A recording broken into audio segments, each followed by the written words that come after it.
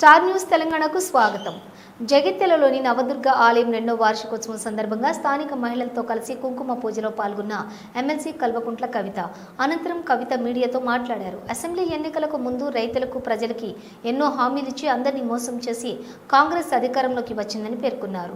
రైతు భరోసా సహా అన్ని హామీలను నెరవేర్చకుండా ప్రభుత్వం మోసం చేసింది. పింఛన్లు పెంచలేదు, మహిళలకు 2500 ఇవ్వలేదు. ఇలా అన్ని హామీలను కాంగ్రెస్ ఎగవేసింది అని ఆవేదన వ్యక్తం చేశారు. హామీల అమలుపై సర్కార్ చేస్తున్న అక్రమాలపై ప్రశ్నిస్తున్నామని, మా పార్టీ అధినేత కేసీఆర్ ను, వర్కింగ్ ప్రెసిడెంట్ కేటీఆర్ ను, హరీష్ రావులకు నోటీసులు ఇచ్చి ఈ ప్రభుత్వం వేధింపులకు గురి చేస్తోందని అన్నారు. మొన్ననే కాళేశ్వరం కమిషన్ పేరుతోటి కేసీఆర్ ను విచారణ చేసింది. ఈ రోజు కేటీఆర్ ను ఏసీబీ విచారిస్తోంది. మేం వేధింపులకు భయపడే వాళ్ళం కాదు, కేటీఆర్ విచారణకు హాజరయ్యారని అన్నారు.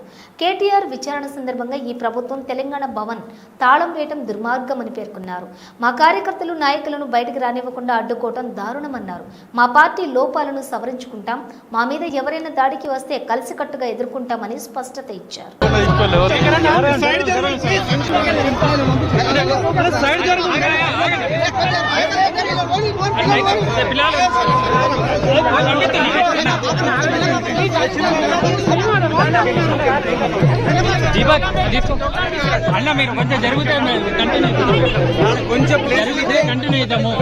జగిత్యాల ప్రజలు, తెలంగాణ ప్రజలందరూ కూడా బాగుండాలని మనస్ఫూర్తిగా కోరుకుంటున్నాం.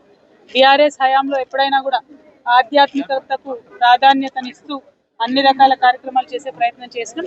మరి 3 ఎకరాల వాళ్ళకే ఇస్తారా, ఆ పైన ఇస్తారా, ఇయ్యరా, ఇస్తే ఎప్పుడు ఇస్తారు? మరి పోయిన సీజన్లో పెండింగ్ పడ్డ వాళ్లకు ఈ సీజన్లో ఆ బకాయిలను ఇస్తారా?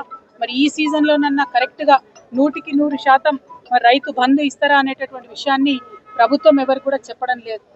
భరించలేక రోజు ఒక కొత్త డ్రామా కాంగ్రెస్ పార్టీ చేస్తుంది. ఒకసారి కేసీఆర్ గారికి కాళేశ్వరం మీద నోటీసు, ఇంకొక రోజు హరీష్ రావు గారికి నోటీసు, ఇంకొక రోజు ఇంకొక సీనియర్ నాయకుడికి నోటీసు, ఇవాళ మరి కేటీఆర్ గారికి మరి నాకు తెలిసి 5వ సారో 6వ నోటీసు ఇవ్వడం, ఒకటి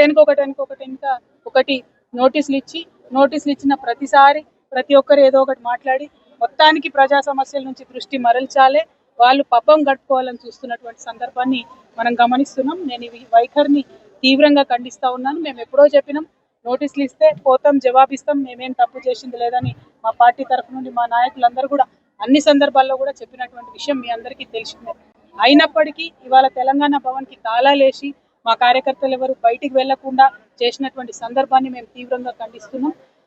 మా కేటీఆర్ గారు మరి ఇవాళ విచారణకు హాజరైనా ముందే చెప్పినటువంటి విషయమే, హాజరవుతామని. అందులో పెద్ద విశేషం ఏం లేదు, హాజరవుతాం, విచారణకు సహకరిస్తామని కూడా చెప్పినాం.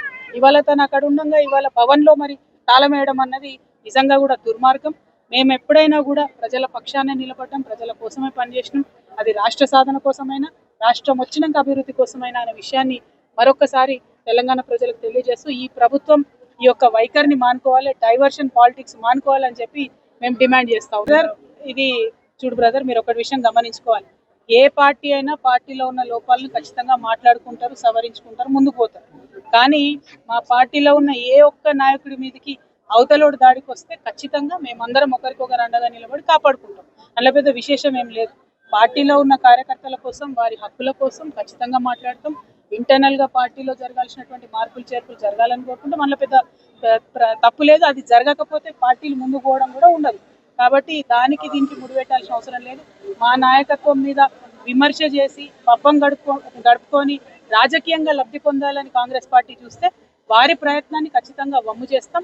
ఎవరికైతే మా నాయకుల మీద కేసులు పెడుతున్నారో, హరీష్ రావు గారు కావచ్చు, కేటీఆర్ గారు కావచ్చు, అందరికన్నా ముఖ్యంగా కేసీఆర్ గారు కావచ్చు, వారందరినీ కూడా కాపాడుకుంటూ పార్టీని ముందుకు తీసుకొని పోతాం. అంతర్గతంగా మాట్లాడుకునే అనేక అంశాలు ఉంటాయి, అవి కూడా ఖచ్చితంగా మాట్లాడుకుంటాం. Thank you. జై